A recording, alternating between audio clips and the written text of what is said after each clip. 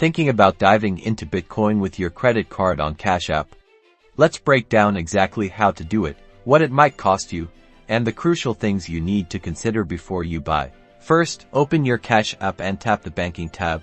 It's usually located at the bottom left of your screen. If you don't see Bitcoin enabled, you might need to enable it in your settings. Next, scroll down until you find the Bitcoin option and tap on it. This will take you to the Bitcoin section of the app where you can view the current price of Bitcoin and access buying and selling options. Now, tap the buy button. A screen will pop up where you can enter the amount of Bitcoin you wish to purchase. You can either select a preset amount or enter a custom amount. Remember, you're buying Bitcoin with your credit card, so consider starting small to understand the process. This is a crucial step.